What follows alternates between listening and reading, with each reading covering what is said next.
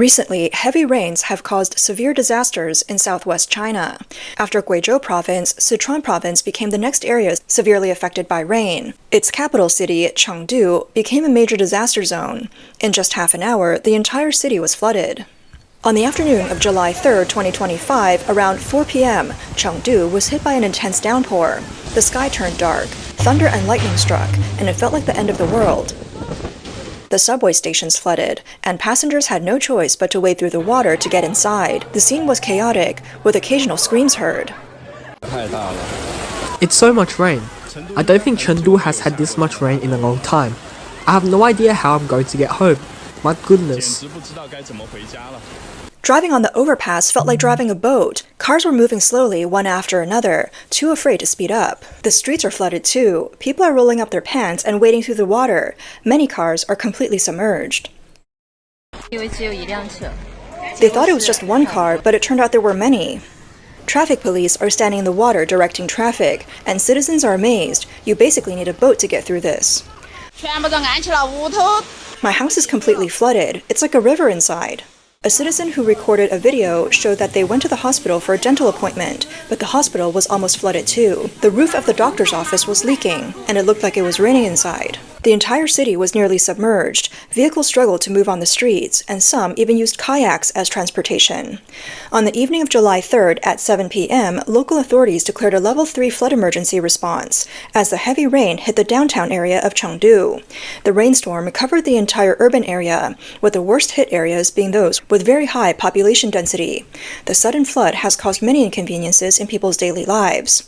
On the evening of July 3rd, an intense rainstorm hit suddenly. In just 2 hours, the rainstorm warning in Chengdu rose from blue to orange, and then to red. The rain was astonishingly heavy. In the previous 2 days, when Sichuan was the center of the rainstorm, Chengdu itself had barely been affected. But the rain on July 3rd brought a maximum rainfall of 171 millimeters in just 1 hour, with the maximum intensity reaching 82.4 millimeters. In just 3 hours, more than 250 millimeters of rain fell, far exceeding the criteria for a major rainstorm and setting a new record. The rainstorm occurred during the evening rush hour, causing heavy traffic, and the city quickly turned into an ocean with rushing rivers everywhere. Wow, the cars are about to be washed away! The subway is flooded! Oh my gosh, it's flooded and the water submerged the cars! The water at the beach entrance is about to flood the cars.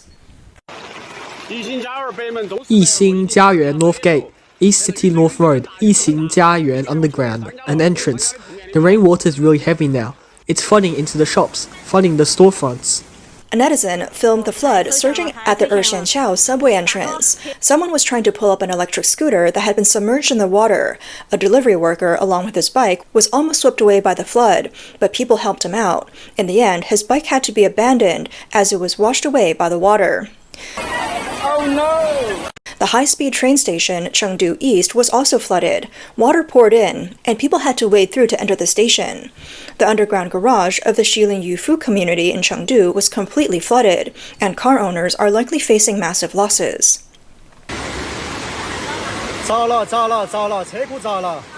Oh no, the garage is flooded. It's gone. The car won't start. It's stuck. It's scary. It started. But I don't think it's going to make it up. Even the electric bike garage was flooded. Oh, it's so deep. Everything is submerged. At the entrance of an underground garage in a neighborhood, a car owner tried to drive his car out. After moving some obstacles, he was able to get a few out, but most of the cars were submerged. Videos and photos shared by local residents show that many roads were severely flooded. In some areas, the water reached knee height, and in others, cars were submerged, with water rising as high as waist level. The roof of Chengdu East Station leaked, and netizens described it as becoming a waterfall cave, with severe flooding at the station's exit. Passengers had to wade through water to leave the station. How heavy has this rain been in Chengdu? The area below my building has turned into a coastline, but I'm pretty smart. I used the umbrella bag to cover my feet, hoping to reduce the damage. Someone was riding a shared bike through the water, which caused some laughter. Many electric bike riders got stuck in the water, creating chaos throughout the city. Chengdu's meteorological station issued a weather report stating from 7 a.m. to 7 p.m. on July 7th, Chengdu experienced strong rainfall. A total of 49 stations recorded heavy rain, 47 stations had severe rain, and 1 station recorded an extreme downpour. The heaviest rainfall occurred at People's Park, with 323 millimeters of rain and the highest intensity of 102 millimeters in 1 hour. Officials said the intensity of this rainfall is extremely rare in Chengdu's meteorological history and surpassed the historical record for a single station in the city center. Local residents joked, in just over an hour, the rainstorm warning went from blue to yellow to orange to red. This is probably the first time it's been this intense. Another wrote, I came to Chengdu to see the ocean. According to local media, traffic in Chengdu was severely paralyzed. The Traffic Management Bureau listed dozens of flooded road sections and implemented traffic controls. The roof of Chengdu East Station leaked, and there was flooding at the exit. Some high-speed trains were cancelled. Staff from the Chengdu Hydrological Center said that from the evening of July 3rd to the 5th, major rivers in the western mountainous areas of Chengdu could experience significant flooding, with strong rainfall potentially causing mountain floods. Some rivers may exceed warning levels. Currently, it's the peak tourist season, and water-themed influencer hotspots have become the go-to places for many to cool off. However, experts remind people that many of these water play destinations are located in mountain streams or small to medium-sized riverbeds. Localized heavy rainfall can easily trigger mountain floods, mudslides, and other disasters. People in these high-risk areas should avoid valleys, mountain streams, and swimming or camping in rivers. On July 3rd, the elevated interchange bridge at Chengdu East Station was submerged up to the guardrails, causing train delays.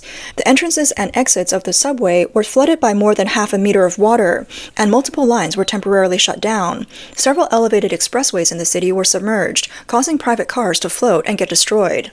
New residential areas had drainage system failures, and underground garages were completely flooded. One blogger pointed out that all these issues point to a common flaw: poorly designed infrastructure and the use of cheap materials. The drainage and flood control systems in the 21st century are still focused on preventing disasters, but they're not built to handle short-term intense rainfall. Cities like Chengdu have been tested by floods multiple times, but the new urban construction still uses old thinking and outdated materials, making it difficult to withstand extreme weather. Key infrastructures such as high-speed rail stations, subways, and expressways must have their waterproof systems redone, pump stations raised, and flood valves installed. Urban planning should not just focus on short-term land area development. Drainage pipelines, permeable pavements, and flexible flood control systems are the true strength in disaster prevention. Historical data shows that in 1981, a massive flood in Sichuan affected 170,000 square kilometers, causing 888 deaths and the collapse of 1.4 million homes. The 2013 Southwest China floods damaged subway stations, submerged elevators, and disrupted city operations.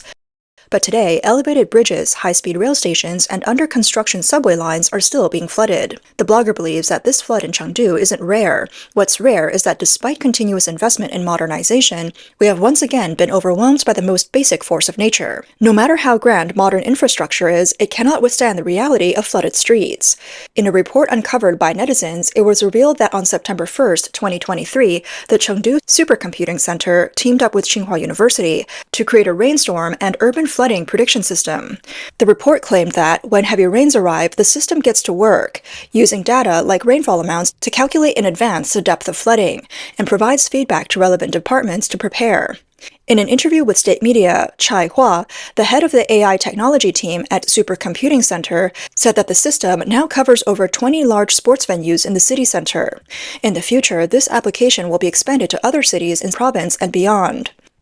It will be used to serve the development of smart cities. Chai explained that through data modeling, the system gathers information on rainfall, terrain, and drainage networks. When heavy rain hits, it activates the system to calculate based on rainfall, and it continues to calculate in real time during the rainstorm, providing simulated data on flooding at various points.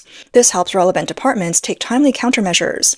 However, netizens questioned, any great thing in the world, once it gets here, turns into an AI money tree, standing at the center of policy priorities. It lets politicians gain achievements, allows the powerful and capitalists to profit immensely, and it uses people's livelihoods to rekindle the passion of the masses. The only thing it does is take people's money and never retrieves the trust and hope that was drowned in the flood. Some netizens also asked, why not create a smooth urban drainage system?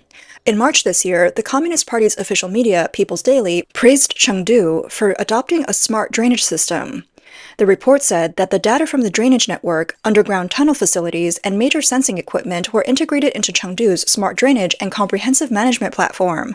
The platform's large screen displays the operation status of all monitoring points across the city. The deputy director of the data center at Chengdu Environmental Group explained that the platform has 4 subsystems: geographic information systems, Internet of Things sensing systems, business management systems, and a rapid water source tracing system for wastewater entering rivers.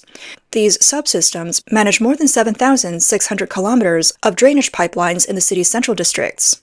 The report stated that at the entrance of an underground tunnel in Chengdu, there is a silver box. This box is a tunnel flooding monitoring robot that contains sensors like chips. Once the water level in the tunnel exceeds 30 centimeters, the box automatically triggers an alarm with sound and light and changes the traffic signal to no entry, ensuring vehicle safety.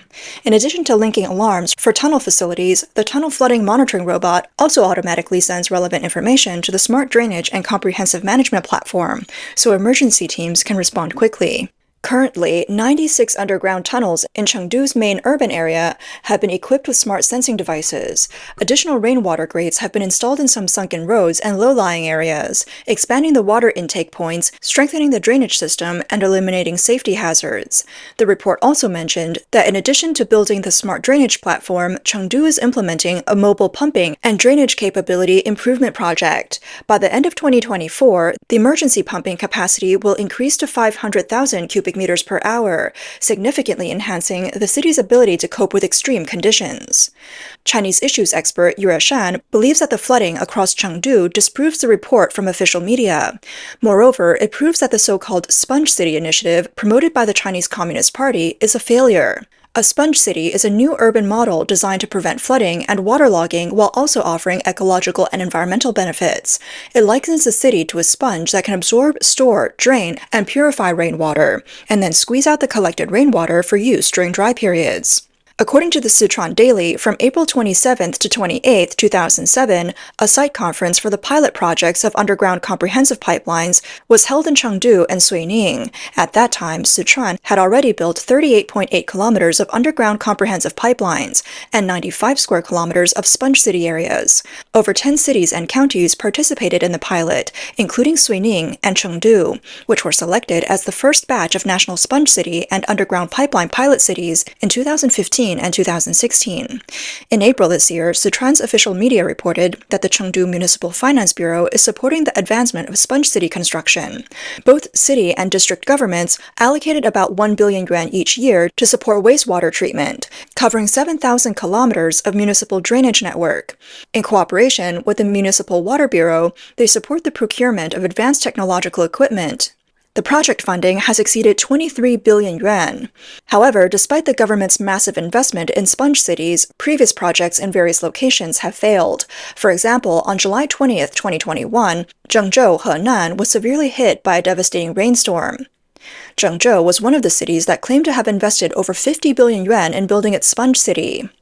CCP General Secretary Xi Jinping emphasized the development of sponge cities in his first year in office in 2013, his first year in office. State-run media reported that by the end of 2021, nearly 30% of the built-up areas in Beijing had met the standards for sponge city construction, with 5,237 sponge city projects completed. China has repeatedly experienced severe floods, causing significant casualties. The man-made factors behind these disasters have also received much attention. Wang Weiluo, a hydrologist who studied in Germany, analyzed that the Chinese Communist Party's flood control measures have always underestimated the value of human life. The sponge city projects themselves have become a source of man-made disasters.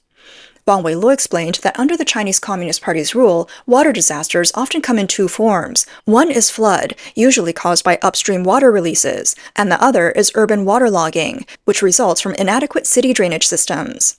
Wang explained that the concept of a sponge city comes from Western countries' new approach to drainage, which aims to make the most of natural processes and restore rivers to their natural state.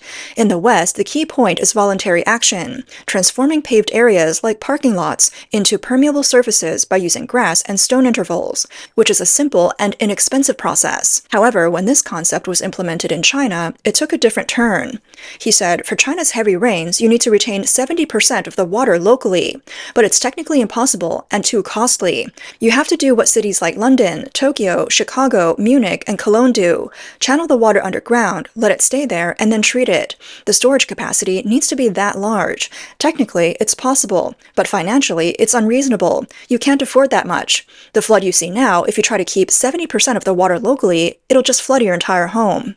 Wang Weiluo believes that whether many ideal methods can be implemented depends on everyone's participation in discussions. However, the Chinese Communist Party has a one-size-fits-all approach. If government officials don't push for sponge cities, they won't even qualify for promotions. In recent years, China's investment in water management has been far greater than before. Mostly to boost GDP, officials focus only on executing projects, not on their benefits. Once the project is completed, that's the end of it. If a flood happens, they just add more investment to fix it. But they never stop to think, why did the flood happen in the first place? And they never inspect these issues.